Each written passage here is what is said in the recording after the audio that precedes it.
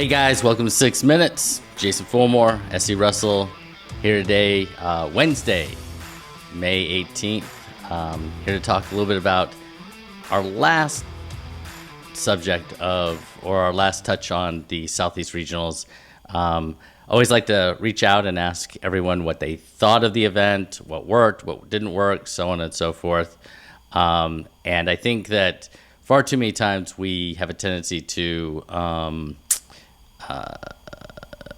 jump on social media and identify when something doesn't work or when we're unhappy about something. But I think it's equally important to definitely highlight those things that worked and when experiences are good and so on and so forth. So that's what we're going to be talking about today. I posted on social media right after the event. A lot of people gave me some feedback on Facebook and other social media platforms. A couple of people sent me a direct message.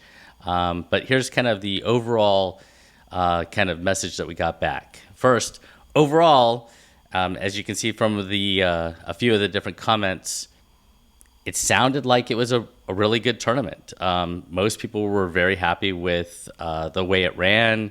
It seemed to run smoothly. Sure, we always have hiccups here and there as it relates to if you're not happy with the officiating or you're not happy about this part or that part or so on and so forth.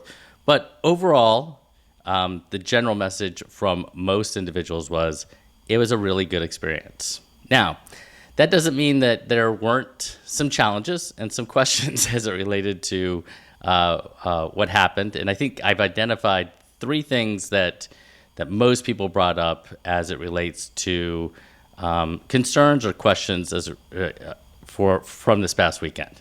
The first one is audio or no audio. Well, I think we understand why we might make the decision of not having audio at the tables. You can see from the comments here, Mike, basically, Coach Burrows, basically alluded to the fact that kids can forget that they're on camera and they're on audio, and sometimes say some things that are definitely inappropriate and not something that you want to be broadcasting out to everyone.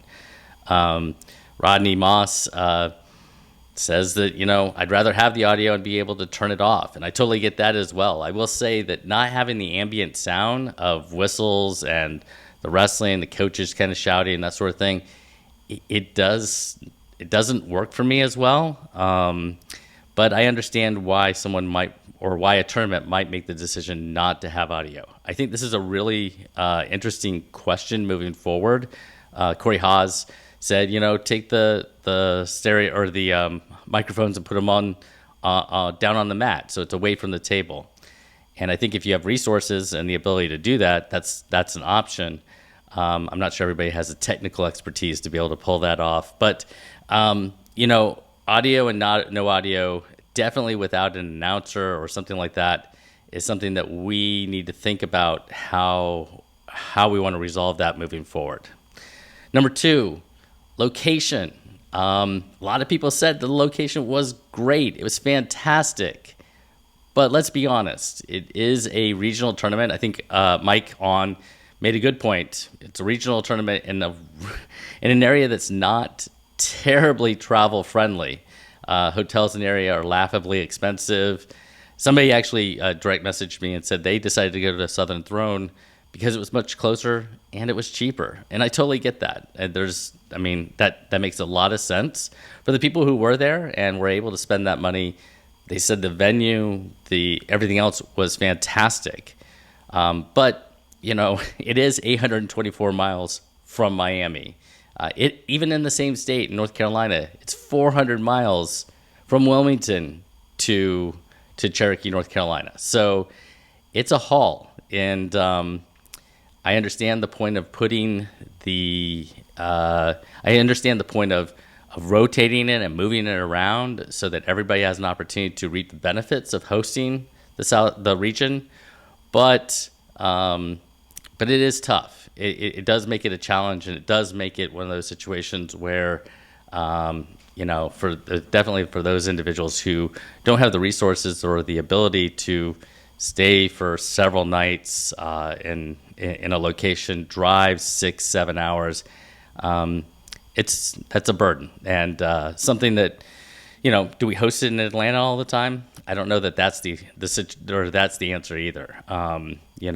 It's nice to be able to go a lot of different places, and the North Carolina crew did a fantastic job. So let's not forget that. But I think we'd be remiss to say that the location maybe wasn't ideal. Last one that was brought up was Folkstyle. Yeah, it's a little strange to see Folkstyle at a Southeast region or at a USA Wrestling regional tournament. Josh or Coach McIntosh, I agree, no Folkstyle, 3 officials. I don't know if there was a lot of official overlap in terms of freestyle, Greco, and those that did Folkstyle. They seem to be operate in different spheres, so I don't know that having no Folkstyle would have had an impact on the number of officials for freestyle or Greco. But it is weird to have Folkstyle there. I will say I looked at 4 other regions, the Central Regional, the Northern Plains Regional, the Western Regional, and the Northeast, and none of them had Folkstyle as part of it. They had freestyle on one day, Greco on the other day, and that was it. Now, there's nothing wrong with having those opportunities. So you have the event. I mean, you have the venue, you have the officials. I mean, does it hurt to have Folkstyle on another, as an addition? You're already there. You've already paid the money. So I get having Folkstyle, but it is a bit unusual for me. Anyway, that's it. If you have anything else to add, feel free to drop it in the comments. Drop it on Facebook. Always interested to hear what people think of the events and so on and so forth. Overall, shout out to Ed Duncan and the North Carolina crew. I thought they did a great job from what I could tell, except for a few things that we've alluded to here. So what else do you need to know today? World Team Trials are this weekend, and several former Southeast Hammers are seeded for that tournament. Nic Boykin is seeded number 1 at 92 kilograms in Greco. Mike Macchiavello of North Carolina is seeded number 1 at 97 kilograms in freestyle. Tim Dudley, who was from or is from South Carolina but no longer doesn't live there, I think he's coaching up in the Northeast, is seeded number 3. Pat Lugo, Taylor Lujan, Tommy Brackett. I mean, we could go on and on. There were several in that list, so make sure that you check it out, root for those guys. And then MatScouts, Willie Saylor has dropped his new national rankings. We have 10 Southeast Hammers on the list. Jake Crapps and Sawyer Bartelt each come in at number 4 in their weight classes. If you're interested in any of that information, it's on the website. I don't provide all of the rankings. That wouldn't be fair to Willie. But I do highlight those from the Southeast that have been ranked by him and try to highlight them. So anyway, hope you guys have a great day. Tomorrow we touch on the duels in Tennessee this weekend. And I'll be up there in Cleveland taking it in and watching all the action. You guys take care.